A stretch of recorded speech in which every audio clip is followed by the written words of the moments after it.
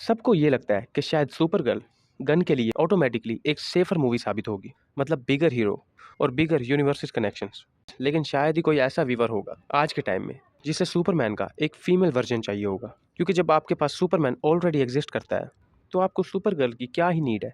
और इसीलिए मुझे लगता है कि क्ले फेस के पास ये एक रियल चांस है कि वो सबको शॉक्ड करते अपनी बॉक्स ऑफिस परफॉर्मेंस के साथ, और शायद अपने लॉन्ग रन में सुपर गर्ल को आउट परफॉर्म भी करते। इससे पहले तुम मुझे पागल कहो तो ज़रा ये देख लो कि डीसी की रिसेंट सक्सेसेस में कोई भी ट्रेडिशनल हीरो मूवीज़ नहीं थी। वो सब की सब विलन और डार्क टोन मूवीज़ थी, जैसे कि joker, the Batman, peace maker और इवन के पेंगुइन की सीरीज़ उसने क्या ही हाइप जनरेट की थी। और सच कहूँ तो शायद डीसी ही इकलौता है जिसके विलन्स भी अपनी एक सोलो मूवी डिजर्व करते हैं। और वैसे भी तकरीबन हर साल सुपर हीरो फटीग बहुत ज़्यादा बढ़ गई है, तो बिल्कुल ये पॉसिबल हो सकता है कि वो मूवी जिससे कोई भी एक्सपेक्टेशन ना हो वो मिलियन मार जाए। और वैसे भी डीसी विलन्स के मामले में काफ़ी लकी है। तो ये वो कुछ रीजंस होंगे जो कि मैं तुम्हें दूंगा जिसकी वजह से सुपर गर्ल शायद डूब सकती है। शुरू करते हैं पहले रीज़न से कि अब ऑडियंस जो है वो थक चुकी है सुपर हीरो और लाइट हार्टेड मूवीज से। इसका मतलब ये नहीं कि वो हीरो से तंग आ गए, बल्कि इससे है कि हर सुपर हीरो मूवी एकदम सेम लगती है।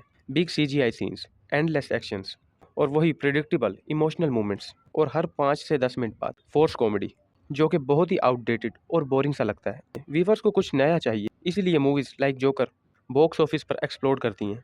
क्योंकि जोकर एक कॉमिक बुक मूवी होने के बावजूद भी एकदम ड्रॉ, डिस्टर्बिंग और साइकोलॉजिकल थी। और यही सारा पोटेंशियल क्ले फेस के पास भी है, बजाय इसके कि एक क्लीन, कलरफुल और एक कॉस्मिक मूवी। क्ले फेस एक डार्क साइकोलॉजिकल हॉरर जो कि आइडेंटिटी के बारे में और फेम के साथ ऑब्सेशन के बारे में है। यही चीज़ उसे इंस्टेंटली सेपरेट दिखाती है एक रेगुलर सुपर हीरो मूवी से।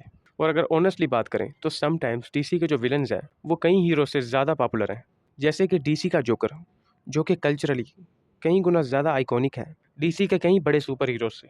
क्योंकि विलन्स जो होते हैं वो अनप्रिडिक्टेबल होते हैं। हीरोज़ हमें इंस्पायर करते हैं लेकिन विलन्स हमें फैसिनेट करते हैं। और जो कॉन्सेप्ट क्ले फेस का है वो बहुत ही अंडररेटेड है।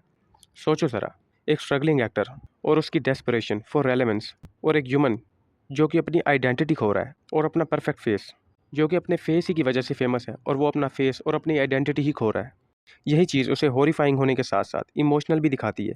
और अगर इसे वैसे ही बनाया जाए जैसे कि इसे होना चाहिए तो ये कई गुना ज़्यादा इंगेजिंग और एंटरटेनिंग होगी। और ये चीज़ कई गुना ज़्यादा अलग और बेहतर होगी एक और save the universe story line से। अब ज़रा बात करते हैं सुपर गर्ल के स्ट्रगल की। तो सबसे पहली चीज़ है सुपर गर्ल की टाइमिंग, कि वो सुपर हीरो मूवीज़ के उस एरा में आ रही है क्योंकि जिसमें अब ऑडियंस सिर्फ ये सोचकर कॉमिक बुक मूवीज़ नहीं देखती कि वो एग्जिस्ट करती हैं। मूवीज़ को अब एक स्ट्रॉन्ग आइडेंटिटी चाहिए, एक सेपरेट जगह चाहिए बाकी मूवीज़ के अंदर। और यहीं पर प्रॉब्लम आती है क्योंकि जो कैजुअल ऑडियंस है वो अभी भी सुपर गर्ल को सुपरमैन से कंपेयर करती है। और वो ये सोचती है कि अगर सुपरमैन है तो क्या ही नीड है सुपर गर्ल की। मतलब किसी तरह से भी बस वॉइड को फिल किया जा रहा है कि एक फीमेल वर्जन भी होना चाहिए। इसीलिए किसी के भी माइंड में कोई भी हाइप नहीं है सुपर गर्ल को लेकर।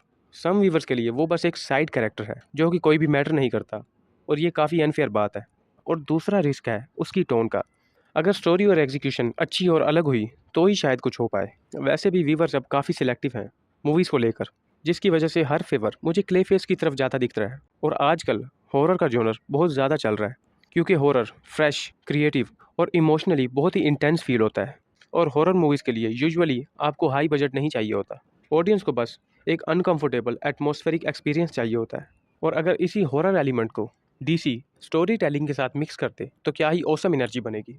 ये एक बहुत ही स्मार्ट मूव होगा। और क्ले फेस को सुपरमैन लेवल का बॉक्स ऑफिस सक्सेस नहीं चाहिए, उसके लिए बस इतना ही होगा कि वो अपने बजट से आगे चली जाए। वो बस इसी से ही हिट साबित हो सकती है। और हम जोकर को भी इग्नोर नहीं कर सकते क्योंकि जोकर ही वो पहली मूवी थी जिसने स्टूडियोज़ को ये पर्सपेक्टिव दिया कि विलन्स की भी मूवीज़ होनी चाहिए, जिसने ये भी प्रूव किया कि सिर्फ जाइंट एक्शन सीक्वेंसेस और प्रॉफिट ही नहीं चाहिए होता एक अच्छी मूवी के लिए। समटाइम्स आपको character drama, tension, emotion, psychological depth ये भी आपका बहुत बड़ा काम कर सकती हैं। क्योंकि विलन मूवीज़ सिर्फ कॉमिक लवर्स को ही नहीं पसंद आती बल्कि वो रेगुलर व्यूवर्स भी पसंद करते हैं। और ऑनेस्टली एक terrifying clay face transformation big screen पर कमाल कर सकती है अगर प्रैक्टिकल इफेक्ट्स और horror elements correctly balance way में किया जाए। और समटाइम्स वही चीज़ काम कर जाती है जिसका आपने एक्सपेक्ट नहीं किया होता, जैसे कि मैट रीव्स की बैटमैन और टॉड फिलिप्स का जोकर, इवन के पीस मेकर जिसे कोई जानता भी नहीं था वो कैरेक्टर कितना ज़्यादा पॉपुलर हो गया।